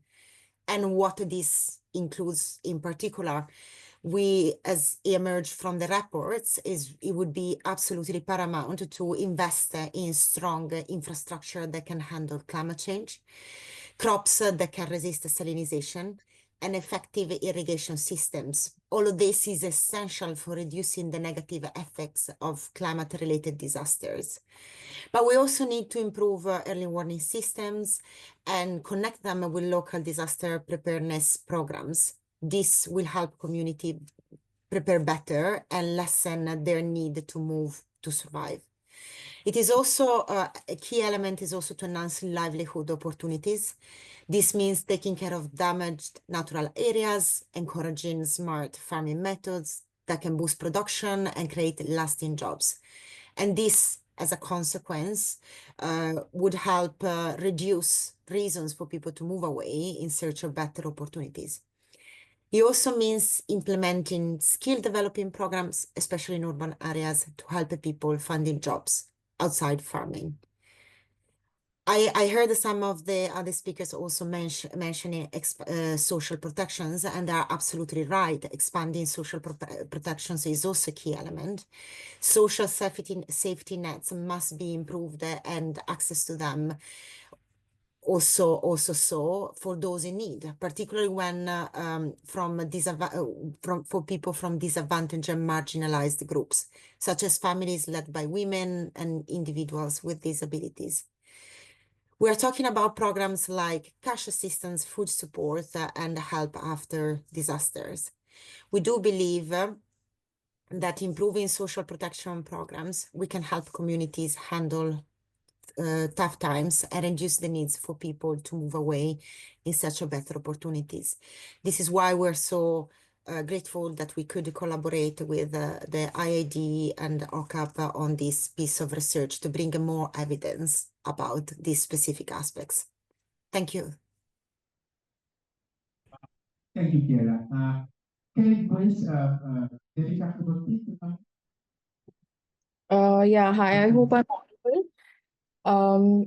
Thank you everyone for your very insightful thoughts. I think I'm not an expert on Bangladesh, but I think I generally have two comments on urgent challenges that might be applicable to Bangladesh and also South Asia in general.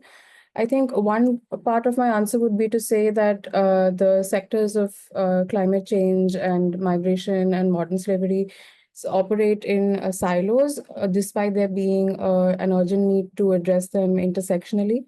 And what happens then is that there is an oversight in integrating labor rights and migration protection within climate adaptation strategies. So I think there is the pressing need, and it is a challenge to address this institutional fragmentation. I'm an anthropologist, so I can't help but also mention that there is the need to recognize the modern slavery and the caste and slavery nexus, especially in South Asia, because there are people who are systematically marginalized, lower caste and Dalit groups, and they are excluded from land ownership and education and employment opportunities. So legal recognition and protection of these groups are absolutely paramount when it comes to breaking the caste slavery nexus in context of climate change. Thank you. Thank you very much. And with that, I think we can go for the second round of question, and it's very specific to the families as that's part of their own ground experiences. So again, my question is first, and this is how do you see actually traffic chains which influence migration patterns in Bangladesh, and what trends are emerging, and what are the urgent actions needed from the international community? So it's very space. Very broad as well. So as we've seen and heard a little bit about the discussions today, for many of you that follow the climate change source, you'll know that there are slow onset events and then there are shock events, fast disaster level events that happen in some one-offs. So cyclones and flash floods, they tend to be the sort of fast events that happen. Recently, we're also noticing heat waves, which is one of those that you notice of the last of the so pandemic. But a lot of those also have very slow onset. As I mentioned as well, there are a number of issues that we're starting to correlate to climate change, particularly in the coastal belt salinity, also even in the western region, salinity and the droughts that are happening there, but also in river erosion. These are more slower events. So I think somebody raised the question before about the distinction between the migration. A lot of the times, what we notice with fast events, the shock events that happen, migration will be internal. You don't have time to go. You go perhaps if you're on the border regions, if you're right on the districts, if you're able to enable international travel, but that's a very, very ad hoc measure. It's a life survival measure. It's not something that you plan. You don't have a pre-thinking that if the cyclone comes in my district, I'm going to cross the street. Or if it's a cyclone for a fisher, they're giving you the warning signal that crossover can stop. That happens as a measure to save your life. In most cases, particularly the island has international migration patterns. Those are not people that have done it this year. Those are people that have been trying to be migrants, trying to go for migration in a number of areas, particularly as colleague mentioned, from Sylhet, where historically there's already connections and networks that you have that have allowed you to make that sort of case for yourself. You have perhaps a brother, perhaps some cousins, perhaps friends, other members from your village and your community who have done that, gone through that route. They know the paperwork, they know the middlemen that you need to go through, they know which middleman is better than the other, they know which one ripped them off before and they go. So those types of networks and knowledge and understanding the migration patterns takes time. So a lot of that sort of migration internationally in a bit more of a planned, structured way happens in a much longer time frame that climate is not doing for fast events. That will be for slow onset. So it will be for communities that are going to be impacted year on year in their districts, not being able to fish, not being able to farm, not being able to do their climate-related activities. And they see their income dwindling, and they see no other option except to go for migration abroad. And who's going to trust person that they can ask? Somebody else in their community, somebody else in their community. So that will be in the longer term. For these vast events, what we will see is internal. So I believe some people brought up some of the work that we started doing, not just in the major capital cities, but also looking at secondary and tertiary cities. How can we make these cities able to adopt the migrants that are going to be coming? So rather than a migrant internally migrating coming into the slums of these cities, but going into the secondary cities that have a little bit more plan, have a little bit more foresight that they are able to adopt a large number of these migrants within their districts. And if we're able to coordinate that with multiple sectors, government as well as society, that we need to have housing, education, economic employment, then there's a chance that a lot of these migrants will be able to actually support their communities from where they've migrated. In most cases that we've seen in the study, a lot of these migrants are not really able to support the rest of their family. So one of migrant themselves somewhere, they're working, they're sending remittances back. In case of migrant, cases of internal migrant, they're sending back to their districts. Because no, it's going to other channels, but it's one migrant, generally not the family. However, planned migration, sense, working with secondary and third cities, being able to make sure that they have that coping capacity, make sure that they have education families, that medical facilities, that have housing facilities, looking at it in a more holistic way. What does the municipalities and the districts need to absorb these different types of migrants coming in, but do it in a planned way so that it is a more structured way of being able to house people and give them a better prosperity of quality. And Jacob, just before I hand over, one question that you asked Ovibashi in terms of funding house, looking at what are the different sectors for getting funding support. So the UN funds are traditionally not active very, regardless of whether they're slow onset events that you're trying to tackle. UN funds are much slower. Even hard to get money out, $1, you spend more in trying to write the proposal than you get from the project coming back to you. In most cases, the fund for responding to loss and damage, we hope, because it has two tiers, one which will be trigger based and one which will be general budget support.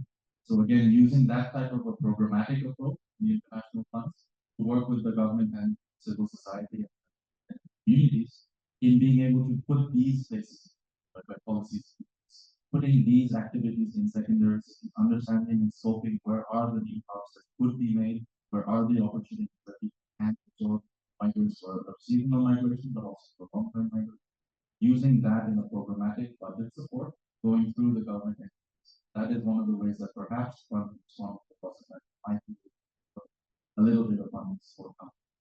In the matter of private sectors, we had a discussion with a number of our colleagues looking at the fact that if any of you have followed the UN Convention on Climate, the COP29, which was the sort of the convention aimed to be the new goal for climate finance, and how much the global north be giving out in terms of climate finance globally to all the climate affected countries. That's called the NCQ, the collective quantified goal. It was not a very good number. It's roughly into 350 billion. But if you look at the number of vulnerable countries that need to access that kind of support, the estimates of our last year from Cyclone Kamal, from Penny, from a number of the smaller other events that make such national work impact, we're roughly in the close area of get damages from last year in about 3 to 4 billion. So 350 billion across the globe means roughly of 100 vulnerable countries, you're allowed one-off event to try and charge for the new collective quantified goals to be able to release you funds for the impacts that you are facing. That is not going to be sufficient. A lot of what the people are trying to do in terms of private sector to come in many cases, for loss and damage, private sector is not going to be a very, very viable option for you.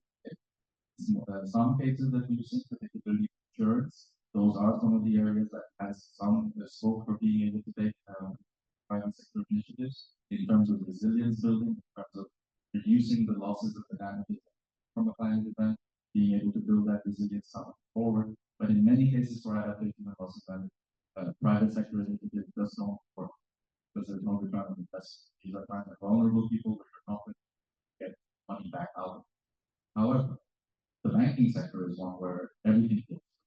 So a number of the conversations, particularly in this context, why I bring that up, is that you've seen on the slides here the level of remittance that comes from international migrants, the level that is coming in for communities. In particular, you've seen some of the news reports from the government. So remittance is something that they rely heavily on in terms of knowledge. So a level of support that is done for international migrants going abroad is to use the banking sector to imply a levy. The amount of remittance that goes through our formal banking sector in terms of money communities going through the formal banking channels, going through the financial institutions, apply a levy that is a support for migrants that are going abroad. Use that levy to give in social protection services in the country, job training skills, application skills. Use them to legitimize middlemen. Use them to set up support networks in the countries where the migrants are going. And that levy can be a very valuable because then it will encourage more of the international migrants to use those channels because they see a better benefit. They'll be able to avail the services on their income. They'll be able to avail services when they're in the host country where they're talking. So again, there might be other sectors that we might be in, but at the moment, trying to encourage people to use the systems that are there, but then allowing the system to also help, those might be some opportunities. So, but thank you very much. Thank you very much. I mean, it's very insightful information when we talk about the connections between climate change and different forms of mobility and migration. It's internal, cross-border, international. So it's very important. But I think it's also important all the actors and experts in the area of climate change to understand that and recognize that there is strong interconnections between climate change migration and if there is no protection, there is no protection of rights of migrant workers, and there is a huge risk and vulnerabilities to push them into the modern slavery condition, right? And in terms of the remittance system, it's very fine that what you propose that it's really important, and we are also advocating for this kind of thing. But one thing that there is no regular and legal safer pathway for climate induced migrants, climate induced chaos, right? So I think it's also important to do strong advocacy with the governments, not only Bangladesh, but also the major destination country and the countries historically responsible for climate change to create pathways for a safer migration so that the remittance really can contribute to build resilience and adaptation, right? Thank you very much for your important intervention. So I will request now my colleague Kiera from Anti-Slavery International. And Kiera, I mean, from your experience and your perspective, what are the key risks of modern slavery for climate migrants, and what factors contribute to their vulnerability? Kiera, over to you. Thank you, Shakirul. As you know, thanks to the work we do together at Anti-Slavery International, we recognize that climate change is not just an environmental challenge, it's also a human rights issue. And as has been explored also from other speakers, we are aware of how climate change induced shocks, such as extreme weather events and slow onset events, that compound existing vulnerabilities. These vulnerabilities can be individual, such as marginalization and discrimination, or structural, like the absence of adequate protection mechanisms. The result is an increased risk of modern slavery for those forced to migrate due to climate change impacts. We know that people who are already vulnerable, whether due to poverty, lack of legal status, or social exclusion, are disproportionately affected. Not only do they face a greater hardship when disaster strikes, but they are also more likely to be pushed into migration. And when migration happens under distressing conditions without choice or proper safeguards, the risk of exploitation and modern slavery increases significantly. Much of the evidence today focuses on human trafficking, but we must broaden our understanding. People affected by climate impacts also face risks of forced labor, debt bondage, and even forced marriage. These forms of modern slavery often arise due to a combination of factors, including a lack of local support systems and safety nets to help people recover from climate shocks. Few alternative incomes opportunities, forcing people into exploitative labor conditions, the absence of safe migration pathways, and inadequate human rights protection through the migration cycle. Limited efforts to integrate displaced individual communities into new environments also contribute to this. And finally, a failure to include the voices from affected communities in policies responses often leave those most at risk without a say in decisions that shape their future. Addressing this risk requires urgent actions, and we need stronger protections for climate for people affected by climate change, investments in sustainable livelihoods, and policies that put that put human rights at the center of climate adaptation strategies. It's only by tackling these vulnerabilities head-on that we can prevent modern slavery and ensure that people forced to move due to climate change do so safely with dignity and security. Thank you. Thank you, Kiera. I think it's really interesting to learn from you about modern slavery and all these things. I just want to give two, stories that I heard recently when I was visiting some areas in China.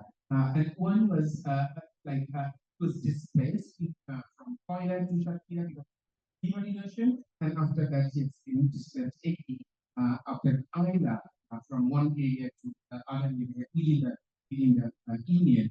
But he said that he has experience of working in the bakery in 17 years, and out of 17 years, he has been cheated 12 times. I mean, 12 years.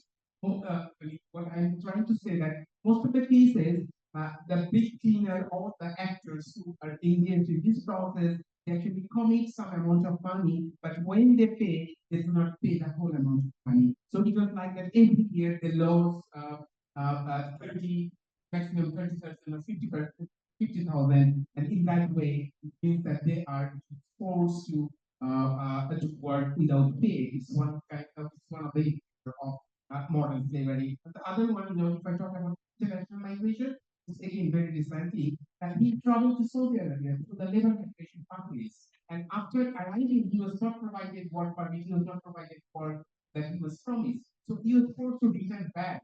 Again, his family has to pay the plane ticket and all this to get him returned, right? So it means that lack of protection actually putting people into more exploitative situation, including human trafficking and forced labor. So that also is important to keep in mind when we talk about the interconnections and all this. And with that, I will quickly go to Kajik in the by again from your experiences, what are the early warning signs that a community might be at risk of chemically displaced and subsequent exploitation, and being part of the start a network how we support communities the aftermath of such events. So it's your experience. Thank you. I have two head today. So one is that the senior director for friendship and the same chair for Shark Ready Governance Committee. So when I listen the stories from Madagascar, Ethiopia, and here for their response or disaster risk finance, then I listen my story. And the discussion what we taking forward, I am coming to start ready response part. But before that, we learn from resource that people, those who are extremely vulnerable, extremely in critical condition, they can't afford migration. So why don't our climate finance we can connect with migration? This because they can't afford to travel to go somewhere. So even within the country we have climate fund, and there are climate funds in the world. And it's the high time to connect this climate finance with those people in critical condition for money. Second point, yes, we know we have critical crisis for funding. And last time when we've been Baku felt like we are begging for money. So it's I'm not sure we are in crossroads. Should we continue those begging or no? It's not the question of begging or negotiation. It's question of taking responsibility, shared responsibility. So we have at this moment in our hand, we have development fund, we have humanitarian fund, and there are so-called climate adaptation fund. We need to connect those funding.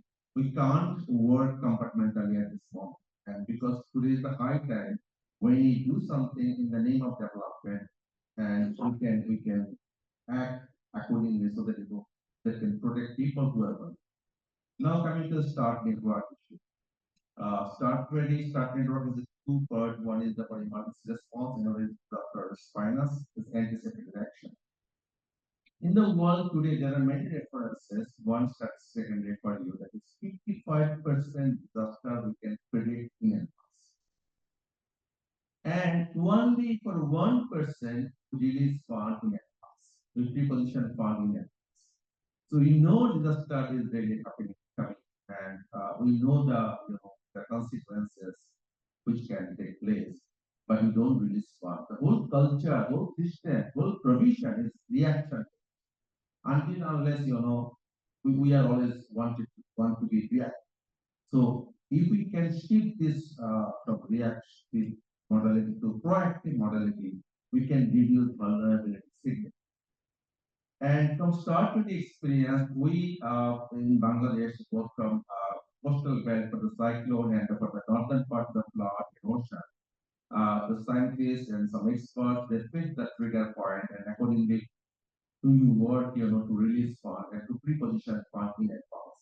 So that help always, for little simple, very little money that someone can't dismantle his home and to can't take shifting his home one place to safe place. and he lose the home, and then he migrate, and then he displaced. So this little money is not big thing. The billion trillion dollars argument is far from this. So that we need to look back those experiences, and there are many local level disaster crises that Europe happened. Even last 2 3 months, to my knowledge, in Bangladesh, several hundred, only in our work, nearly 100 families displaced. Nobody knows, no news, no coverage. Only when it's a big thing, hundreds of thousands of people are homeless and helpless, then we go for news coverage. We need to shift this mind. Local government can be authorized to release certain amount, and certain amount of money can be petitioned. That's why that whole start fund money and start ready fund is managed by the civil society of the respective countries and proven very effective functioning because they are the frontline workers, they're the frontline power. And that's why our demand, the loss and damage fund, which is really at this moment talk in the world, can be managed by the civil society organizations. And we need to find a way how this loss and damage fund, adaptation fund can be connected with the people who are in migration. We don't want to see any more dead bodies in the Atlantic Ocean, Arab Ocean. We don't want to see in the Dhaka city, people are, children under 14, under 13, in the odd job, in critical job, blackmail. We don't want domestic violence anymore. We don't want unemployment. We don't want people, crying who has no contribution for and who lost their home. He never been in car, never used or washing machine. Thank you so much. Thank you. We have already from our set time, it's already open for. Can I request you to take 10 to 10 minutes or 15 minutes more? Because we have 2 more speakers and also Ritu to close the session. Do you agree? Colleagues online? So Shakirul, I understand that we started the panel discussion slightly late. We have some participants who have dropped off, but we still have about 71 participants online. So I would request you to continue. If you have any pending questions for the panelists, we can finish it and then we can just close the session. Excellent. Thank you, Rita. Thank you very much. So, yes, the right, it was really important what we're talking about access to the fund by the community organization so that it really help people to increase resilience so that, this is operating less loss and damage that, in the context of what is the reactive modality of intervention. So that is really important takeaway. So I will now go to Mr. Adnan Fadil. Adnan Bhai, we have specific question to you. It's related to how can better access to essential services like water and sanitation help reduce displacement and protect vulnerable households? Thank you for the question. It's very pretty simple but complicated. So in 2020, after our post disaster survey, we found out that most fathers who would rather move out from their location, for example, 40,000 other sources were damaged, more than 1,000 checkpoints were damaged after cyclone. Most fathers were willing to move out of their traditional homeland protect their daughters. And things like waterlogging, I don't want my daughter to drink the water. I don't want my daughter to have safety at the time. Not knowing what to do. Those sort of information came up back. After 2020, we saw more reactive cyclones flooding that happened in our country and adding to those damages. So from what we're trying really hard to see how to upgrade our water sanitation facilities in terms of how we can better create access. We always talk about A, is it dry space? Second, whether it's reliable. And we try to ensure whether quality and quantity of those water sources are adequate enough for those groups. So I'll just keep it short and give you two examples. In global level, we're trying to incorporate water sanitation, hygiene, and adaptation tests. And since 2019, it's just sad that only 3% of the global climate finance goes to the water sector. And that number slightly decreased to 2.9 in the recent survey we did. So the number didn't increase. And it's just sad that in the global adaptation text, water sanitation hygiene was not mentioned in the last 2 years. And we were able to change that. I don't know whether to what extent the UN development framework would accept it at the recent COP. So it's a thing to see. But we're advocating with the help of the Swedish government and the UK government as well. The second example would be what we're trying to improve, since the topic is about modern day slavery. We're trying to improve entrepreneurship for women in the coastal belt so that they become self-reliant. And currently, it has been, we'd say that it has seen successes because other than getting a cost-effective water sources, the water they have to buy, these women groups are profiting from the water such as the PSFRs they manage to an extent that they are using that profit to do other business. So they're becoming self-reliant. That is helping them come out of those poverty levels. At the same time, the impacts of climate change, and their own self-interest are spreading the word to other vulnerable women in the coastal belt. And they have created their own network and they're starting their own businesses by themselves. So this platform, where when you ensure safe water and dignified sanitation facilities, communities can come out of those little problems they're facing. And in becoming self-reliant, be not moving or the term migration. So we have been able to do that, but every time a different disaster event happens, it's like a 10 step forward and 100 step backwards for every. So we're still trying to figure out how to solve it, and that's something the reliable finance. Thank you, Unnayan. From your practical experiences, it's really important to look at the problems of sustainable solutions and what you are doing in creating spaces for fresh water and sanitation so that people can depend on rely on their home, right? So I think it's really important when you talk about sustainable solution, but the cases, the responses are emergent basis and there is no follow-up and sustainable or long-term solution so that people can stand by their own. But I think it's really good example to start on at the community level intervention. So we are running out of time. We have one more, panel. Is David Chakraborty.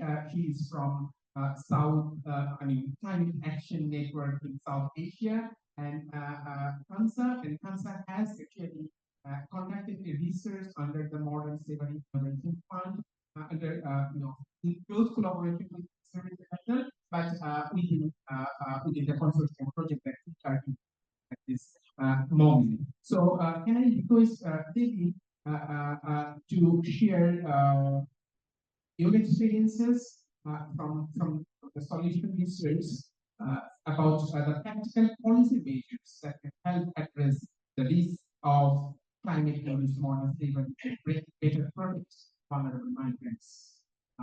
David, so. Thank you for the question, Shakirul. I'm aware of the time, so I'll be as quick as possible. So our solutions research was a rapid scoping research that focused on emerging interventions from 5 carefully selected regions, which included South Asia, Southeast Asia, Latin America, Sub-Saharan Africa, and the Pacific.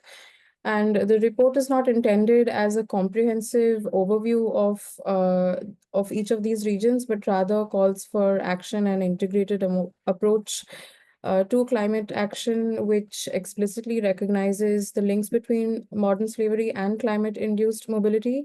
And the focus of the report is to look at solutions from the grassroots that have either already successfully address this nexus in question or bear the promise of addressing this nexus. And we've been very grateful to speak to a very wide range of stakeholders from the 5 regions, ranging from CSOs to international and regional NGOs. And in response to your question, I'll discuss some of the recommendations that have emerged in the process of our research. I'd also just want to clarify that our report is currently in the editing stage and will be available to share with participants and others in March. So almost unanimously, our stakeholder organizations have told us that it is absolutely essential to integrate labor rights into climate policies and loss and damage funds, which means ensuring global funding mechanisms that address the vulnerabilities linked to climate change, migration, and modern slavery. And this is also related to their emphasis on the fact that there is an urgent need to increase funding for climate adaptation in vulnerable regions, which means that they are calling for wealthier nations to allocate financial resources to mitigate climate-induced displacement and modern slavery risks. There is also a need to adopt a rights-based approach to loss and damage and to climate change and concerns of migration and modern slavery, and not just look at it from the lens of development. So to prioritize inclusive, people-centered approaches to relocation that respects human rights and centers the conversation around human rights, to implement robust climate adaptation strategies, strengthen climate resilience for vulnerable populations, and integrate a modern slavery lens and explicitly acknowledge that modern slavery exists, strengthening disaster response in climate vulnerable locations, and also hence strengthening social protection systems, improving preparedness, and ensuring adequate support for communities that are at risk of displacement and exploitation. At the level of governance, it's important to enhance government reinforcement on decent work, opportunities and employment, and sustainable resource management. And in particular to regulate high risk sectors like informal sectors like agriculture, and also sectors like renewable energy, and ensuring fair labor practices. Also, to address the specific issue of migration, to develop safe and climate resilient migration pathways, because it's important to acknowledge that migration might be an outcome of climate change. So what then needs to happen is that industries and the government and people working in this domain have to ensure that mobility policies consider climate-induced displacement and provide protection for those affected. So these are some of the recommendations that emerged from our research, and there are more details on these recommendations and the solutions that emerged from each of these regions in our report that will be available shortly. Thank you. Thank you, Debbie. I will hand over to Ritu, but before that, I just want to exchange my sincere thanks to all the panelists here, Sakib Bhai, Andan Bhai, and Kadir Abdul Bhai, and also the online panel, Kiara, Debbie, so on. And before that, I just want to say that from our experiences as a grassroots migrant organization, we feel that climate change is not a choice, particularly in the context of climate change, it's rather than compulsion. And when it is compulsion, then there are risks and vulnerabilities associated too. And we need to bring these issues to international discourse, because so far I understand this still migration is perceived as a well-planned mechanism to adapt what everybody was saying. Remittances, yes, remittance can play a significant role to improve, the resilience and adaptation. It's not only in terms of money, but in terms of a kind of right, for example, from seasonal, migration. It helps people to ensure food security and so on. So I think it's really important, especially we need to carry forward this kind of discussion at all levels, at local, national, and international level. And I hope that we collaborate each other to bring these issues in the forefront to ensure that we have really good access to the fund and we have really a better policy and interventions for people who need. I'm sorry, I cannot actually give you any role at this time for your intervention, but I will discuss with you if you have any kind of questions, concerns, or opinions you can share with us, and I can pass it to IIED and to Stephen for their response. Thank you very much, Sheki, and it's over to you, Ritu, for the closing. Thank you so much, Shakirul, and all the members of the panel sitting there, and also to Hafiz, Kiara, and Devi for joining online. I can't thank everyone there as well as online participants. We know that we exceeded our time, but still it's so good to see more than 50 participants still there online, and also those who are sitting in the room, and which speaks volume of the issue at hand and the interest that people have in terms of not just learning about it, but also to address it. We know climate migration and modern slavery, which is the final link of that topic, is something which shouldn't have been there. Is something which is a consequence of inaction. And if migrants are provided support in the right time, this wouldn't even we would not even be discussing. So let us all pledge together that with all the great minds that are sitting in the room there and online, together, I'm sure we will not be discussing this issue in the next 2 years' time. And if we all pledge that we will do our best, because we know we are not the ones holding money, but we are the ones who are doing advocacy, who are doing research, bringing out data. And there's so much role that each one of us can play. I can't even begin to say what Shakib and his organization is doing, Start Network, Friendship Organization, Water Aid. Like every time I go to Bangladesh and I look at their work, and it's so inspiring. So I think we all have a responsibility here, and we all can play that role in making sure that at least any modern slavery, arising because of climate impact, and because we all work in the climate space, is not there in the next 2 years' time. And finally, I must thank everyone. So I'll start off with my own team, Devanshu Chakravarti, who carried out a lot of work in this research. He spent a lot of time in the field itself, and we were fortunate because he knew Bangla very well, so language was not a barrier for him. I would also thank Karthikeyan Nagarajan, who did a lot of hard work in terms of helping us analyze and also carry out the regression analysis. It was not easy because we went back and back to the data, because for us, migrant and non-migrant workers looked same. So to unpack all of those trends becomes very difficult at times. I'll also thank two of my other colleagues, Rashi and Swati, who, although they were working behind the scenes a lot during the entire research. So that is part of my team. I also thank Chandrakanta, because although he joined late in our team, we had Mete earlier, but the way he managed this whole program so far meant that I had less stress to worry about. So thanks to both Chandrakanta and to Martin. I would thank OKUP's team, especially Shakirul, for providing, we would not have come out with these insights and understanding of the ground situation had Shakirul and his team, grassroots team, especially Urmi Jahan, and Shekhawat was part of the team earlier.